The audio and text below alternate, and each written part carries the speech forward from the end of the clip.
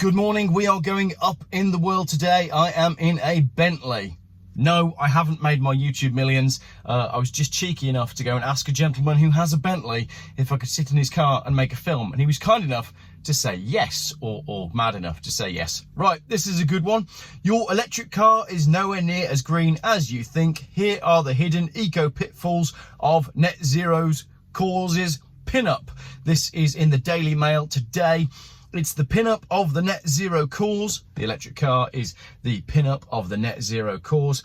Set to decarbonise personal transportation and speed us all into a glorious green future. Indeed, after current government plans, electric will be the only kind of new car we will be allowed to buy after 2035. Not if the Germans have anything to do with it. More on that another time. But before that, in 2030, the sale of purely petrol or diesel cars will be banned, with hybrids the only fuel-driven option available, says the article. Just this week, Rishi Sunak announced that Tata Motors, which owns Jaguar Land Rover, an Indian company, an Indian Prime Minister, will invest, for nothing gone on there, will invest $4 billion in a new electric car battery factory in Somerset in order to power the incoming fleet of e-vehicles, which at the moment nobody seems to want, but we'll deal with that further down the line. Just keep kicking the can. But is the electric car really as green as it appears? True, electric cars don't have exhaust pipes, so unlike petrol and diesel models like this one, which will be a 6 3/4 litre V8, I believe. Beautiful, absolutely beautiful. But electric cars don't spew out any toxic gases like this horrendously environmentally polluting Bentley. I know which I'd rather have. But just because they have zero emission at the tailpipe, that doesn't mean that they are zero emission, not by a long way. So where do they truly score and where do they fall down when it comes to their environmental credentials? So the key, says the article, is how power station emissions work. An electric car is only as clean as the electricity used to charge it, and in 2022, the latest year for official figures, Britain derived 40.3% of its electricity from fossil fuels, with a further 10.6% from thermal renewables, which is wood chip. So that's cutting down trees in the USA. So we're saving the planet with our electric cars by fueling them with trees that we cut down. What do trees do again? Remember, back to high school. Not even high school.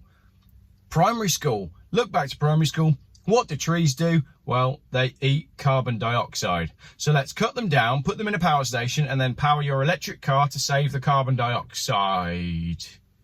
It's all falling apart, isn't it? As for genuine renewables, wind, solar and hydro, they accounted for just 30% of electricity generation. So basically, if you're driving around in an electric car, only 30% of the power that's in your battery actually came from decent renewable sources, notwithstanding the fact that we've got some bigger problems on how the car was built in the first place. It takes more carbon to make an EV. Startlingly, making an electric car typically involves 40% more carbon emissions than producing a petrol or diesel car because of the batteries, and I've done plenty of videos on how the batteries are produced. So you're running your electric car on only 30% good energy, and it took 40% more bad energy to produce the car in the first place. The maths doesn't add up, notwithstanding the fact that they don't go as far as the manufacturers said they were going to go.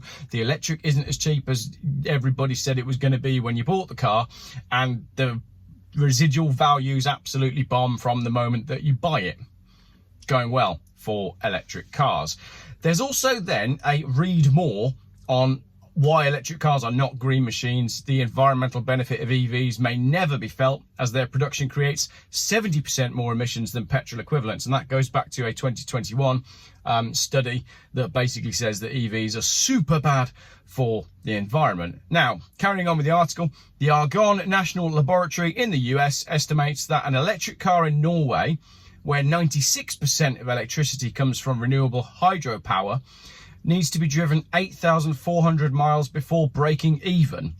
In the USA, where 60% of power generation is based on fossil fuels, the figure's 13,500 miles. However, if all the electricity used to power a car comes from coal, like China and Poland, for example, you need to drive more like 78,700 miles before your electric car's carbon budget broke even. So in the UK, we're somewhere between 78,000 miles and 8,400 miles.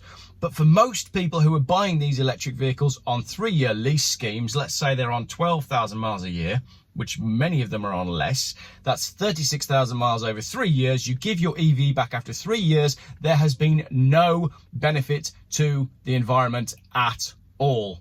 Not a bit. You haven't had any environmental benefit from owning an EV in those 3 years. It's been harmful. That's what this is saying.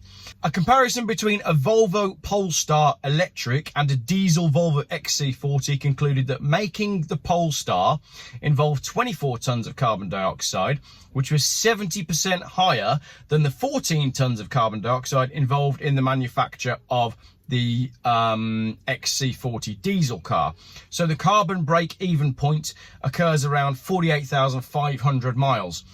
Go and find me an electric vehicle lease scheme that allows you to drive 48,500 miles. I bet you can't find one. Everybody will be replacing their EVs before the break-even carbon point.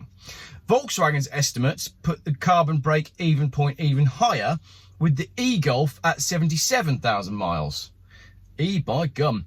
Because of their limited range on full charge, most electric cars are used as runabouts in towns and cities and will take a long time to reach their whole life emission milestones. Not only that, but your electric vehicle is heavier, and we go on to this in the article here. More pothole damage, more stress means more potholes and more damage to bridges, culverts and other related structures. Not just a financial price for this, but there's carbon emissions associated with the production of asphalt.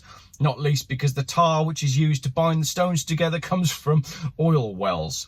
Then you've got the rare metal mining. Then you've got what's going on in the Democratic Republic of Congo. And then you've got the fact that children are making them. I've done the videos on this. We've said it. So the article concludes by saying, what's the answer? If driven far enough, electric cars can help to reduce carbon emissions, though often they won't. Lightly driven urban runabouts may well be responsible for more carbon emissions than their petrol equivalents. Even in the most favourable analysis, electric cars are nowhere near carbon zero and won't be until we have a fully decarbonised electricity grid, which we never will, as well as decarbonised steel, plastics and mining industries. And that's a very long way off. By 2035, when we will all have to go electric if we buy a new car, there's virtually zero chance that an electric car will be a genuine zero carbon form of transport. Yet government policy continues to behave as though it is. Right, so that is written by Ross Clark, the author of Not Zero, How an Irrational Target Will Impoverish You, Help China and Won't Save the Planet. Which is pretty obvious, basically, for anyone with a brain. I've been saying this for a long time, but what's interesting now, and this is perhaps the more interesting bit. So, okay, a 9-minute introduction to the actual meat of the video.